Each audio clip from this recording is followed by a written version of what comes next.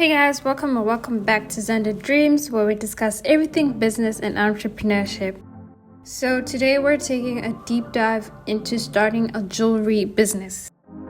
Let's suppose you've got a talent for jewelry design and making, and you're thinking about starting a jewelry business, or maybe you've already started. However, making and selling jewelry are two entirely different things. First things first, you have to define your niche and narrow down your jewelry category. Successful jewelry businesses need to have a clear vision and understanding of their niche style and market. In order to define your niche, you should first determine which type of jewelry you want to sell. Understanding the market your jewelry caters to will also help you identify your target audience and competition in order to discover trends and opportunities.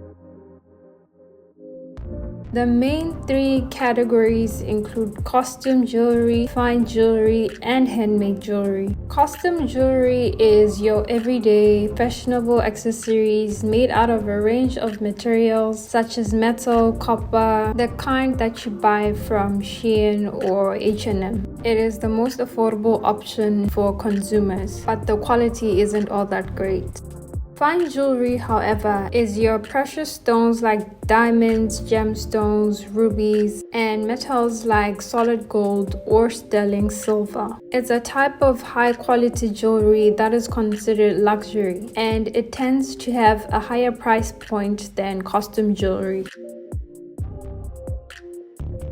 Online websites like Etsy have made the demand for handmade jewelry extremely popular over the last decade. This platform has allowed creative artists to sell their jewelry online. It ranges in price depending upon the materials and labor involved in the production.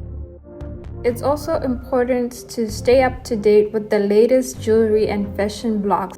Your TikTok or Instagram influencers will definitely help you discover new and upcoming trends in your space, which will help you identify new consumer habits and needs. Now that you have defined your niche, it's time to understand your potential customers and why they want to buy your jewelry.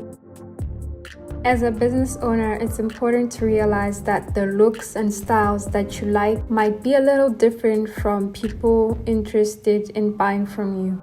You need to think about who you are actually designing for. It is crucial to have a business plan that will define what the purpose of your business is, what the market looks like, and who your customers are. You also need to map out how you will finance your jewelry business. Potential investors and business lenders will often require a business plan before considering working with you. Once you have your organized strategy that will set you up for success, you have to make your business legal. Your business name is arguably one of the most important steps in starting your own jewelry business and building a successful brand. It should be unique and representative of both your message and your jewelry. You also need to check the availability through corporate registries that name hasn't been trademarked before and it's available for you to use. You will choose a business structure that best works for you. Do you want your business to be a sole proprietorship or an LLC? You have to check your state's requirements for any additional business licenses and permits. If you try to sell jewelry products, you're going to fail. Instead, what you want to do is sell a look, a lifestyle, or an emotion. I know this can sound confusing, so let's look at a real-life example using Tiffany & Co. Tiffany & Co. does not sell diamonds. They sell love. They make this obvious in their bio, all of their marketing campaigns, and all throughout their website. The key here is to tap into your customers' emotions, desires, and dreams. Why are they buying jewelry? Who do they want to be when they wear jewelry? And how do they want to feel when they wear jewelry? The answers to these questions are how you're going to sell your jewelry. With all of that out of the way, it's now time to plan your entire jewelry collection, not just random products. A collection of pieces takes your customers on a journey that tells a specific story. It has to fit into a cohesive collection. Your pricing should also be appropriately based on the quality and value of your materials and design work. You don't always have to compete on the price. Make sure that you price at what you're truly worth.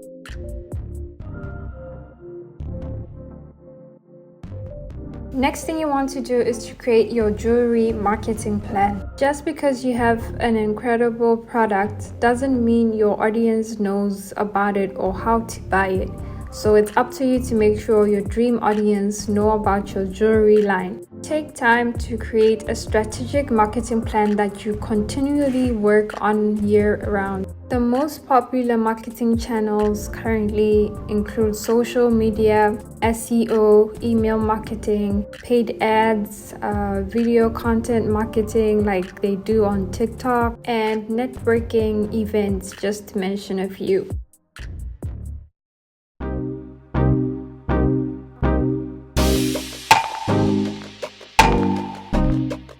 Alright, so now you have to decide how to sell your jewelry. Now that you are armed with a fantastic jewelry line and business plan, it's time to introduce your designs to the world. And you need to determine which platform you will use to start selling your jewelry. Jewelry is fairly easy and costs low to ship, so developing a website and e-commerce platform is probably your best option when starting. There's affordable website hosting options such as WordPress, Wix, and Shopify. These platforms allow for easy setup of professional-looking e-commerce stores without needing any prior web design experience.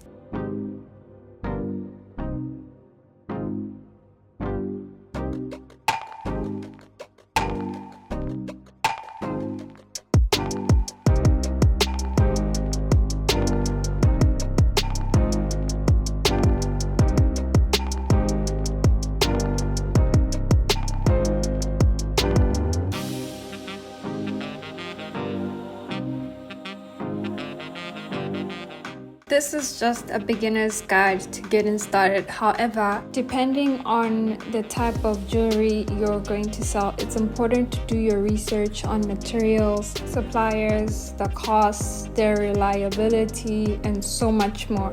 You need to know the difference between metals that they use to make jewelry, like copper, sterling silver, gold, and their durability.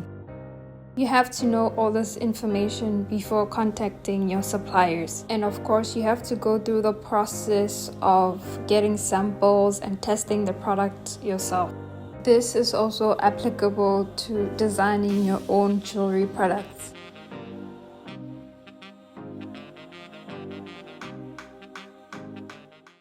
Anyway guys, that's it for this video. Don't forget to subscribe, comment, and like, and I'll see you guys next time.